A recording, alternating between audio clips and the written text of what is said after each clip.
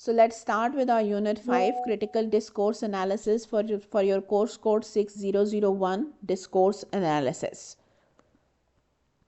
So Critical Discourse Analysis जिसको अब हम CDA ही बोलेंगे, वो कोई मोनो कहते हैं अकेले एक को और लिथिक कहते हैं बहुत बड़े को, यानी कोई एक सिंगुलर बहुत बड़ी थ्योरेटिकल पर्सपेक्टिव नहीं है, ना ही कोई एक यूनिफाइड मेथोडोलॉजी है या डिज़ाइन है, बल्कि एक कम्प्लेक्स फील्ड है। यूँ कह लें कि ये डिस्कोर्स एनालिसिस की एक प्रॉपर सब फील्ड है जिसके अंदर फिर मज़ीद सब मेथोडोलॉजीज़ हैं, और इसके अंदर हम क्रिटिकल इंक्वायरी करते हैं तो हमारे पास एक रेंज ऑफ अप्रोचेस आती है। पोस्ट पॉजिटिविस्ट इंटरप्रेटेटिव रिसर्च पैराडाइम्स हैं जिनके अंदर हम बहुत कम्प्लेक्स रिलेशनशिप्स को स्टडी करते हैं, किन के दरमियान, लैंग्वेज, पावर और आइडियोलॉजी के दरमियान, और इसमें हम रिटन और स्पोकन दोनों तरह के डिस्कोर्सेज को स्टडी करते हैं। सो चूँकि ये एक कम्प्लेक्स फील्ड है, सो इसके अंदर अप्रोचेस भी बहुत सारी हैं और बहुत सारे डिफरेंट पर्सपेक्टिव्स भी हैं। So conversation analysis is just one approach और मेथोडोलॉजी। क्रिटिकल डिस्कोर्स एनालिसिस और CDA is in itself a whole sub field जिसके अंदर फिर मज़ीद अप्रोचेस और मेथोडोलॉजीज़ हैं। अब वैन डाइक जो है वो एक प्रोमिनेंट थ्योरिस्ट है सीडीए का। उसने सीडीए की जो डेफिनेशन दी है वो क्या है कि सीडीए जो है वो डिस्कोर्स एनालिटिकल रिसर्च है जिसमें हम किस चीज़ पे फोकस करते हैं, सोशल पावर अब्यूज़ के ऊपर, इनइक्वालिटी के ऊपर, और हम ये देखते हैं कि ये जो सोशल पावर अब्यूज़ है और ये जो इनइक्वालिटी है ये किस तरह से एनेक्ट की जाती है, रिप्रोड्यूस की जाती है, फिर लेजिटिमाइज की जाती है, और इवन उसको जब रेजिस्ट किया जाता है तो कैसे रेजिस्ट किया जाता है, टेक्स्ट के थ्रू, टॉक के थ्रू और सोशल और पॉलिटिकल कॉन्टेक्स्ट के थ्रू। इन अदर वर्ड्स आप यूँ कह सकते हैं कि सीडीए में हम ये स्टडी करते हैं कि हमारे जो डिस्कोर्स है वो पावर, इक्वालिटीज़, इनइक्वालिटीज़ और हमारे सोशल स्ट्रक्चर्स को किस तरह से एनेक्ट करता है, रिप्रोड्यूस करता है, लेजिटिमाइज करता है और रेजिस्ट करता है। तो basically CDA is an approach that identifies the abuse of power and prevalent inequality in the society. So CDA जो है उसका अपना एक एमेंसिपेटरी एजेंडा है। एमेंसिपेशन होती है आज़ादी, फ्रीडम, तो ये एक एजेंडा के साथ काम करता है। इस अप्रोच के पीछे हमेशा एक एजेंडा होता है जिसका मेन पर्पस क्या होता है, क्रिटिक करना, चैलेंज करना पावर अब्यूज़ को, चाहे वो एक्सप्लिसिट हो चाहे इम्प्लिसिट हो, यानी जो पावर अब्यूज़ की जो रिप्रेजेंटेशन है वो चाहे एक्सप्लिसिट हो चाहे इम्प्लिसिट हो, उसको क्रिटिक करना, उसको चैलेंज करना। और जाहिर बात है हर तरह के डिस्कोर्सेज में, चाहे वो सोशल डिस्कोर्सेज हों, पॉलिटिकल डिस्कोर्सेज हों, इंस्टीट्यूशनलाइज्ड डिस्कोर्सेज हों, मीडिया डिस्कोर्सेज हों, किसी भी तरह के डिस्कोर्सेज हों। फिर एक और जो सीडीए की स्कॉलर है वोडेक, उसने जो सीडीए की डेफिनेशन दी है वो क्या है कि सीडीए क्या है, एक सीडीए का इंटरेस्ट किस में है, वो opaque as well as transparent structural relationships को स्टडी करता है। ओपेक होता है धुंधले, ट्रांसपेरेंट। अब चाहे ये स्ट्रक्चर्स ओपेक हों चाहे ट्रांसपेरेंट हों, सोशल रिलेशनशिप्स के या स्ट्रक्चर्स जो हैं, ये रिलेशनशिप्स के जो स्ट्रक्चर्स हैं, चाहे वो ओपेक हों चाहे ट्रांसपेरेंट हों, किसके, डोमिनेंस के, डिस्क्रिमिनेशन के, पावर के और कंट्रोल के। जब भी ये स्ट्रक्चर्स लैंग्वेज में नज़र आए, लैंग्वेज की फॉर्म में मैनिफेस्ट हों, इनका इजहार किया जाए, तो सीडीए किस में इंटरेस्टेड है कि जब भी लैंग्वेज के अंदर इजहार हो डोमिनेंस का, डिस्क्रिमिनेशन का, पावर का और कंट्रोल का, चाहे वो ओपेक हो चाहे वो ट्रांसपेरेंट हो, तो सीडीए उसमें इंटरेस्टेड है, उनको एनालाइज करने में। तो आप ये कह सकते हैं कि सीडीए का एम या पर्पस क्या है, इन्वेस्टिगेट करना सोशल इनइक्वालिटी को, जब वो एक्सप्रेस की जाती है, जब उसको कंस्टिट्यूट किया जाता है, यानी वो होती है जब, और जब उसको लेजिटिमाइज किया जाता है लैंग्वेज यूज के थ्रू।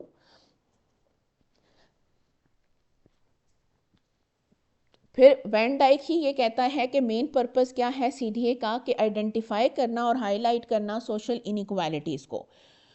उसके साथ साथ उसका ये भी कहना है कि थ्योरेटिकल पर्सपेक्टिव जो है, जो क्रिटिकल डिस्कोर्स एनालिसिस को जो गाइड करता है, उसकी मेन प्रिंसिपल क्या है। अदर डिस्कोर्स की निस्बत जो क्रिटिकल डिस्कोर्स एनालिस्ट है उसका काम क्या है कि वो सोशियो पॉलिटिकल जो स्टांस है उसका अपना एक सोशियो पॉलिटिकल स्टांस हो। अब बाकी जो एनालिसिस की अप्रोचेस होती हैं they are suppose to be objective, यानी जब कोई इंसान एनालिसिस कर रहा हो तो वो ऑब्जेक्टिव हो, उसका अपनी जो कोई भी आइडियोलॉजी है या जो अपनी कोई सोच है वो उस एनालिसिस के अंदर नहीं आनी चाहिए। लेकिन सीडीए का जो एनालिस्ट है उसकी पहले से एक सोशियो पॉलिटिकल आइडियोलॉजी होती है और वो जब कुछ एनालाइज कर रहा होता है तो उस आइडियोलॉजी के अंदर रह के एनालाइज करता है, वो टोटली ऑब्जेक्टिव कभी भी नहीं होता। वो अपना व्यू पॉइंट पहले ही बता देता है, अपना पर्सपेक्टिव पहले ही सेट कर देता है, अपने प्रिंसिपल और एम्स पहले ही बता देता है, अपने डिसिप्लिन के अंदर भी और सोसाइटी के अंदर भी, और अपने पर्सपेक्टिव के हिसाब से ही वो जो डोमिनेंस और इनइक्वालिटी है उसको स्टडी करता है और फिर ये बताता है कि वो लोग जो इस डोमिनेंस और इनइक्वालिटी की वजह से सफ़र कर रहे हैं वो इन डिस्कोर्सेस में कहाँ कहाँ सफ़र कर रहे हैं और कैसे कैसे सफ़र कर रहे हैं। यानी उसका प्रॉपर एक सब्जेक्टिव स्टांस होता है किसी ना किसी एंगल से, किसी ना किसी इनइक्वालिटी को लेकर। तो सीडीए का एनालिस्ट कभी भी ऑब्जेक्टिव नहीं होता। अब सीडीए के कुछ यूनिक प्रिंसिपल्स हैं जो उसको बाकी अप्रोचेस से यूनिक बनाते हैं, जो फेयरक्लॉफ और वोडेक ने दिए हैं। सबसे पहले सीडीए हमेशा सोशल प्रॉब्लम्स को स्टडी करता है। दूसरा, पावर रिलेशंस जो हैं वो डिस्कर्सिव होते हैं, यानी हमारे जो पावर रिलेशनशिप्स होते हैं वो डिस्कोर्स में मौजूद होते हैं, डिस्कोर्स से क्रिएट होते हैं, डिस्कोर्स से डिसेमिनेट होते हैं, डिस्कोर्स से ही मेंटेन किए जाते हैं, डिस्कोर्स से ही रेजिस्ट किए जाते हैं, और अगर हमने उन्हें चेंज करना है तो वो भी डिस्कोर्स के थ्रू ही किए जाते हैं। डिस्कोर्सेस जो हैं वो सोसाइटी और कल्चर में होते हैं और सोसाइटी और कल्चर को क्रिएट करते हैं। डिस्कोर्स जो है वो इडियोलॉजिकल वर्क करता है, यानी आइडियोलॉजीज हमारे डिस्कोर्स के थ्रू एक्सप्रेस भी होती हैं और डिस्कोर्स के थ्रू क्रिएट भी होती हैं। और डिस्कोर्स जो है वो हिस्टोरिकल भी होता है, यानी हमारी पूरी जो ह्यूमन हिस्ट्री है, जो नॉलेज है, वो उस डिस्कोर्स के अंदर हमें रिफ्लेक्ट होती हुई नज़र आती है। जैसे अगर हम जनरली भी बात कर रहे होते हैं तो जैसे कहते हैं अब फ़लस्तीन की भी बात कर रहे हो लोग, तो लोग कहते हैं कि जी अब कोई मोहम्मद बिन कासिम आएगा तो फ़लस्तीन की मदद करेगा, तो ये एक हिस्टोरिकल रेफरेंस है ना, तो वो हिस्ट्री हमारे डिस्कोर्स में रिपीट होती है। The link between text and society is mediated, यानी जो टेक्स्ट और सोसाइटी का आपस में जो लिंक है वो हमेशा मीडिएटेड होता है, वो नेचुरल नहीं होता, वो हमेशा जो पार्टिसिपेंट्स हैं सोसाइटी के वो उसको क्रिएट करते हैं। और इसी तरह से जो लास्ट प्रिंसिपल है सीडीए का वो क्या है कि डिस्कोर्स एनालिसिस इंटरप्रेट भी करता है और एक्सप्लेन भी करता है।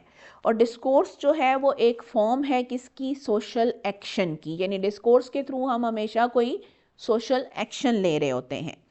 अब एक जो जनरल मिसअंडरस्टैंडिंग है सीडीए को लेके वो ये है कि ये एक स्पेशल मेथड है डिस्कोर्स एनालिसिस का। नहीं, ये मेथड नहीं है, मेथड तो है ऑब्वियसली, लेकिन ये बेसिकली क्या है, ये एक ऑल पर्पस मेथड नहीं है। इसके अंदर बहुत सारे मेथड्स हैं, बहुत सारी थेरीज हैं, बहुत सारे प्रिंसिपल्स हैं।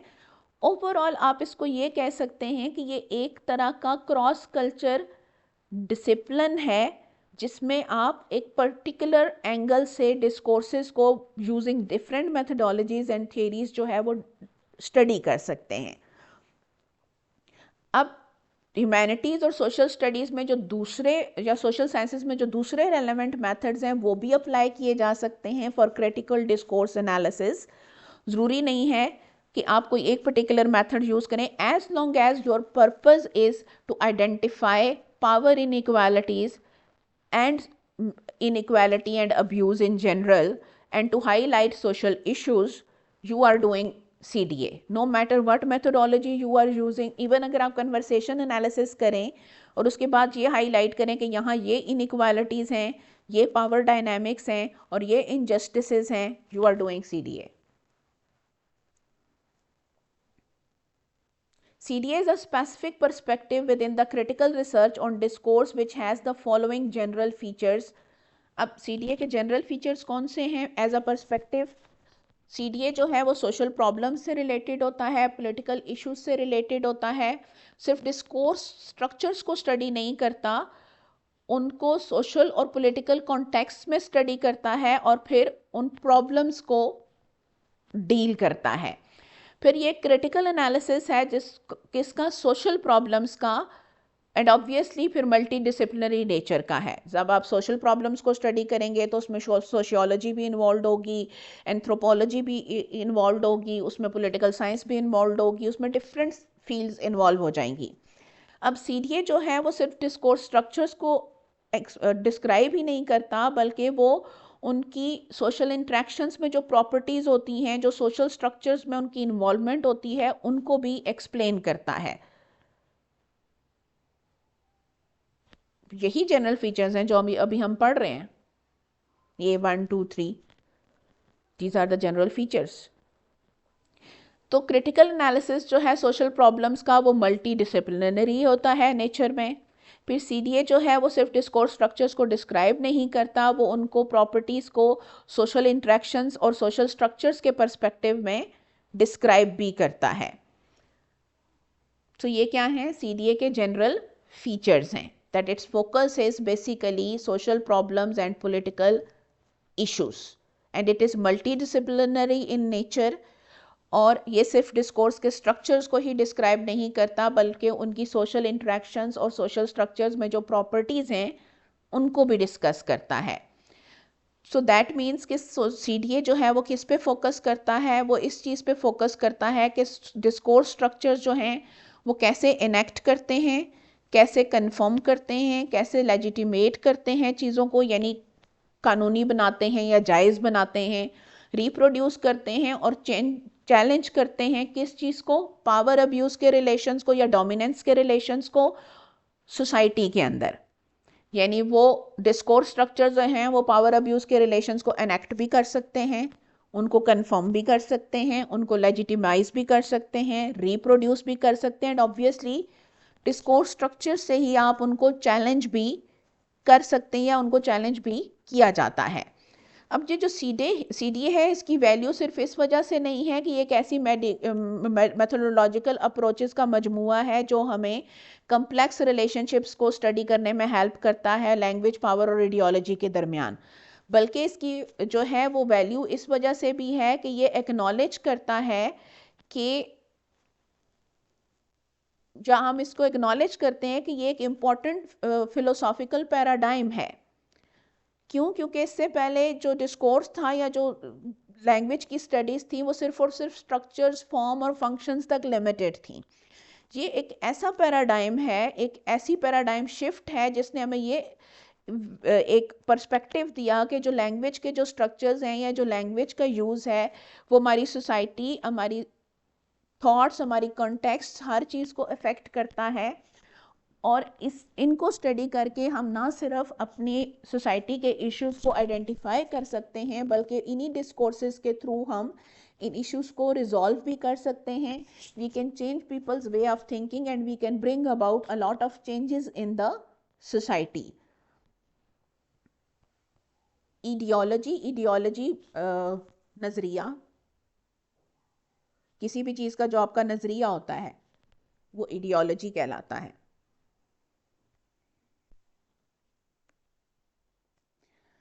अब जो सीडीए है वो सिर्फ मेथड्स पर बेस्ड नहीं है, उसके पीछे हमेशा एक पर्सपेक्टिव होता है, एक थ्योरी होती है, एक सोच होती है। अब जो नेचर ऑफ लैंग्वेज है उसका रिलेशनशिप जो है सेंट्रल इश्यूज़ के साथ जो सोशल साइंसेस के हैं, यानी लैंग्वेज सोशल इश्यूज़ या सोशल कॉन्टेक्स्ट से हट के नहीं होती, बल्कि उनके साथ कनेक्टेड होती है। ज़्यादा अगर हम स्पेसिफिक हों तो हम कह सकते हैं कि डिस्कोर्स एनालिसिस जो है वो एक कलेक्शन है अप्रोचेस की, और ये जो अप्रोचेस हैं ये बेसिकली डाटा कलेक्शन और एनालिसिस की ऐसी प्रैक्टिसेस हैं और ऐसे जो हैं मेथोडोलॉजिकल और मेटा थ्योरेटिकल और थ्योरेटिकल अजम्पशंस पे बेस्ड हैं, या एक ऐसी बॉडी ऑफ रिसर्च है और स्टडीज़ हैं जो क्लेम करती हैं कि वो लैंग्वेज को स्टडी करती हैं, उसके रिलेशनशिप्स को स्टडी करती हैं जो सोशल इश्यूज और सोशल साइंसेस के साथ कनेक्टेड हों। एंड ऑब्वियसली बहुत डाइवर्स फील्ड है, ये चीज़ें हम ऑलरेडी डिस्कस कर चुके हैं। अब सीडीए की कोई स्पेसिफिक रिसर्च डायरेक्शन नहीं होती, कोई एक यूनिफाइड थ्योरेटिकल फ्रेमवर्क नहीं होता। इसी तरह से इसमें आप कोई थ्योरेटिकल या एनालिटिकल जो है यूनिटी नहीं है, इसमें डाइवर्सिटी है। कोई टिपिकल वोकेबलरी जो है वो नहीं है। बहुत सारे जो स्कॉलर्स हैं वो हाँ कुछ टर्म्स ऐसी हैं जो कॉमन हैं सीडीए में, जैसे power, dominance, hegemony, ideology, class, gender, race, discrimination, interests, reproduction, institutions, social structures, social order. So ये वो टर्म्स हैं जो सारी अप्रोचेस में आपको ऑलमोस्ट सारी ही अप्रोचेस में कॉमन मिलेंगी, बट अदरवाइज बाकी किसी चीज़ में अप्रोचेस एक दूसरे से बहुत डिफरेंट भी हैं। फिर जो क्रिटिकल पर्सपेक्टिव्स हैं जो प्रोमिनेंट स्कॉलर्स ने दिए हैं, उनके अंदर उनसे आपको ये भी पता चलता है कि जो सीडीए है वो एक तरह का एनालिटिकल एक्टिविज्म भी है।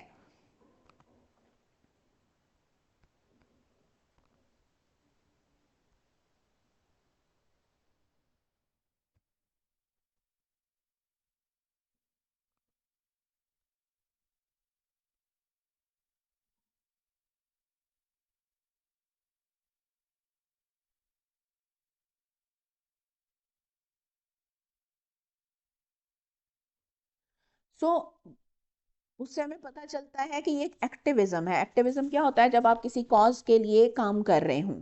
क्यों? क्योंकि हमारा इसमें एक एक्सप्लिसिट पॉलिटिकल एजेंडा भी होता है। हम डोमिनेंस को हाईलाइट करना चाहते हैं एनालिसिस करके, साइलेंस्ड और मार्जिनलाइज्ड वॉइसेस को वॉइस देना चाहते हैं, सोशल इनइक्वालिटीज़ को चैलेंज करना चाहते हैं, पावर अब्यूज़ को चैलेंज करना चाहते हैं, चाहे वो लेटेंट फॉर्म में हो चाहे मैनिफेस्ट फॉर्म में हो, यानी चाहे वो खुफिया हो चाहे क्लियर हो।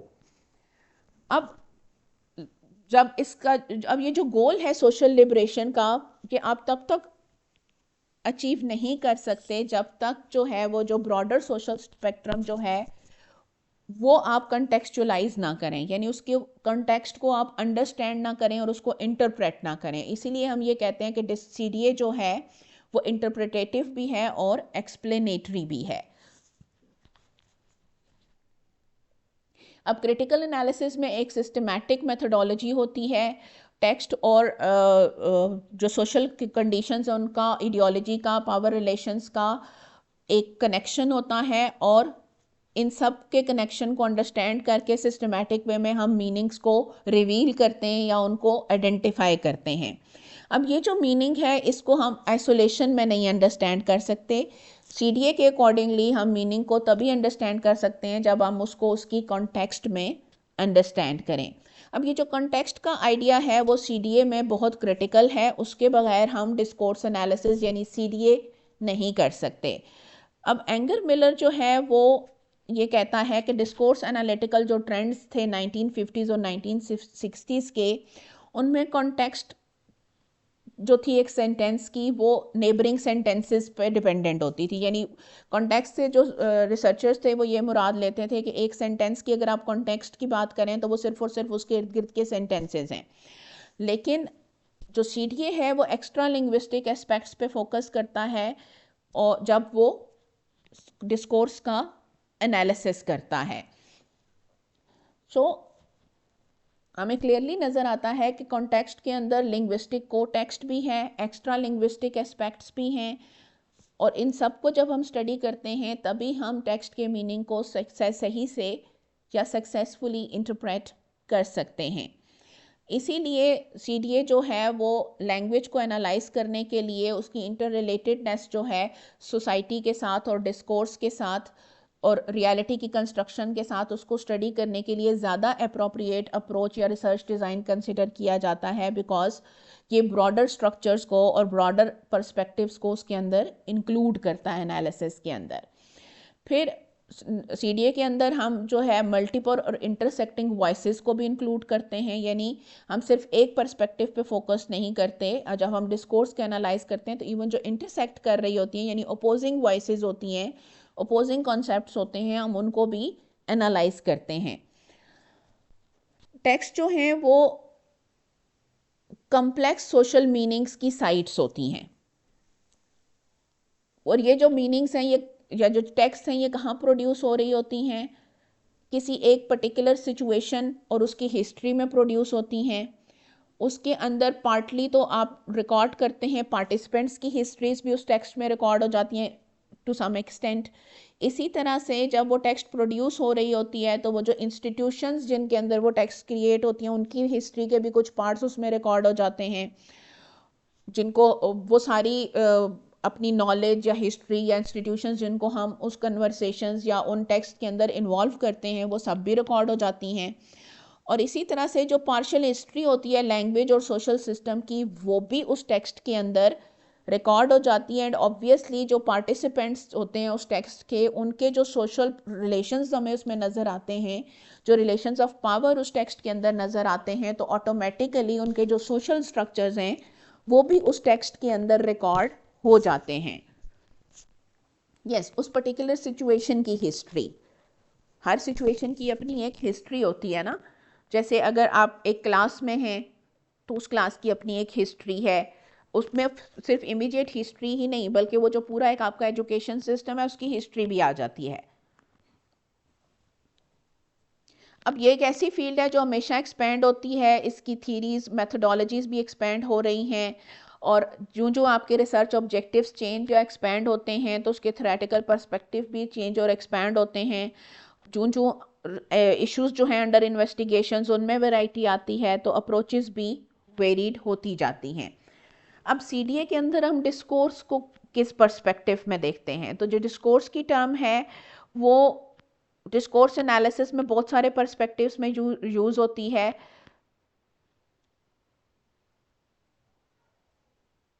अब सीडीए के अंदर भी डिस्कोर्स का मीनिंग क्या है या उसकी नेचर क्या है, उसको बहुत सारे स्कॉलर्स ने स्टडी किया है। अब ये जो क्रिटिकल इंक्वायरी है उससे डिस्कोर्स के बहुत सारे डिफाइनिंग फीचर्स जो हैं इन स्कॉलर्स ने आइडेंटिफाई किए हैं। मल्टीप्लिसिटी ऑफ मीनिंग जो है डिस्कोर्स की, उसको भी उन्होंने आइडेंटिफाई किया है कि जो डिस्कोर्स होता है डिफरेंट कॉन्टेक्स्ट में उसके डिफरेंट मीनिंग्स हो जाते हैं। उसके डिस्क्रिप्टिव स्ट्रक्चर्स को भी उन्होंने काफ़ी सारे को इन्होंने डिफाइन किया है सीडीए के अंदर। यानी सीडीए के अंदर आपको डिस्कोर्स की अपनी डेफिनेशंस और उसके डिफाइनिंग स्ट्रक्चर या जो कैरेक्टरिस्टिक्स हैं वो आपको मिलती हैं। अब जो कंस्टिट्यूटिव प्रॉपर्टी है डिस्कोर्स की, उसके बगैर हम जो सोशल लाइफ है उसकी कम्प्लेक्सिटी को नहीं समझ सकते। और इसी तरह से जो हमारी जो आइडियोलॉजीज़ हैं डिफरेंट, जो हमारी सोशल स्ट्रक्चर्स को इन्फ्लुएंस करती हैं, हमारे वर्ल्ड व्यू को इन्फ्लुएंस करती हैं, उनको भी अगर हम इग्नोर कर दें कि डिस्कोर्स जो है उसकी एक कंस्टिट्यूटिव प्रॉपर्टी है, तो हम उनको अंडरस्टैंड नहीं कर सकते। इसीलिए अक्सर आर्ग्यू किया जाता है कि जो डिस्कोर्स है उसका एक ड्यूअल फंक्शन है, यानी डबल फंक्शन है। एक तो ये कंस्ट्रक्ट करता है और दूसरा ये रिफ्लेक्ट करता है रियलिटी को। यानी जिस रियलिटी को ये कंस्ट्रक्ट करता है उसी को ये रिफ्लेक्ट भी करता है। अब अगर हम डिस्कोर्स को इस सेंस में देखें, यानी कि डिस्कोर्स जो है वो एक ग्रुप है स्टेटमेंट्स का जो लैंग्वेज प्रोवाइड करता है किसको, किसी टॉपिक के बारे में बात करने के लिए लोगों को। और ये किस चीज़ का वे है, नॉलेज को प्रोड्यूस करने का वे है किसी टॉपिक के बारे में एक पर्टिकुलर तरीके से। यानी टॉपिक है उस पर आप एक पर्टिकुलर वे में बात करते हैं, एक पर्टिकुलर वे में नॉलेज को अरेंज और एक्सप्रेस करते हैं by using language in a particular way. और वो वे आपको कौन प्रोवाइड कर रहा है? डिस्कोर्स।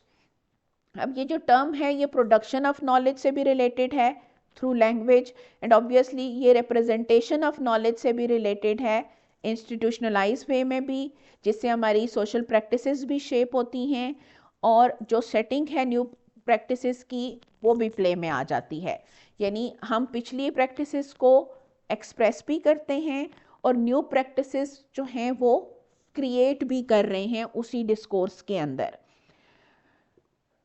अब जो सबसे जो ज़्यादा इन्फ्लुएंशियल फिगर्स हैं सीडीए के अंदर, फेयरक्लॉफ और वोडेक,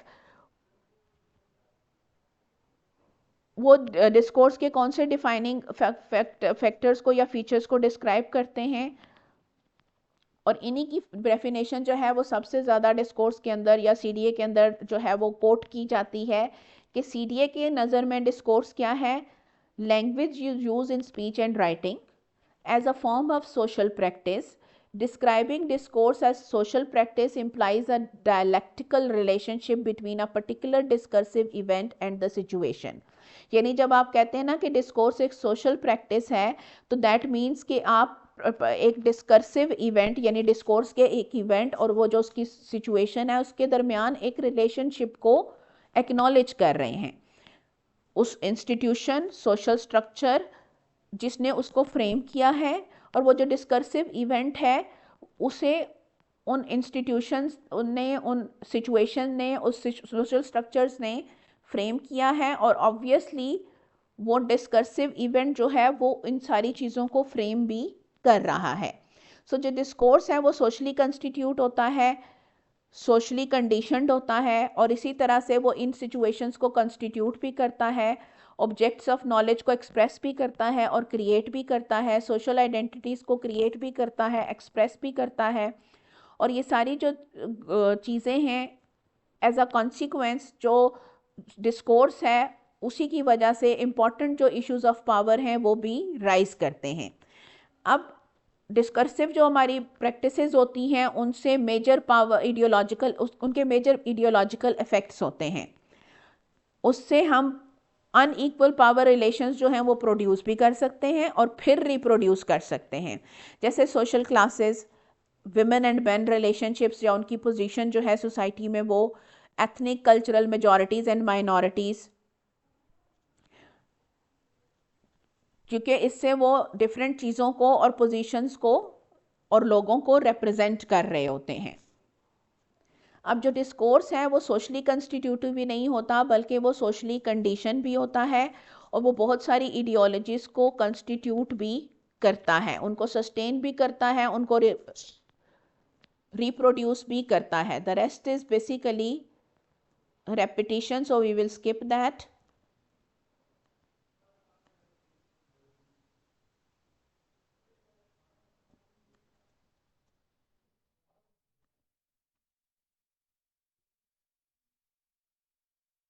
So basically इसका एम क्या है? सोशल ऑर्डर और प्रैक्टिसेस को चैलेंज करना. जो एक्सेप्ट किया जाता है कि ये चीज़ें नेचुरल हैं उनको चैलेंज करना कि ये नेचुरलाइज्ड हैं, ये चैलेंज नहीं है. और ऑब्वियसली इससे रोशनी में हम ये डिसाइड करते हैं कि क्रिटिकल डिस्कोर्स एनालिसिस जो है वो कॉमन सेंस चीज़ों को विजिबल बनाता है, आइडियोलॉजीज़ को चैलेंज करता है और इस चीज़ को पॉसिबल बनाता है कि हम चीज़ों को उनकी जो ट्रू लाइट है उसके अंदर देख सकें. तो हर वो चीज़ जो सोसाइटी में एक्सेप्टेड मानी जाती है उसको ये चैलेंज करता है और आपके लिए पॉसिबल करता है कि आप उसको क्वेश्चन कर सकें, उसको चैलेंज कर सकें और उसको आप एक प्रॉपर फॉर्म में ला सकें. So that was our unit 5. I hope ये यूनिट आपको क्लियर है. अगर कोई भी क्वेश्चन हो तो you can ask tomorrow, otherwise we will move on to your last units. See you tomorrow इंशाल्लाह. अल्लाह हाफिज़.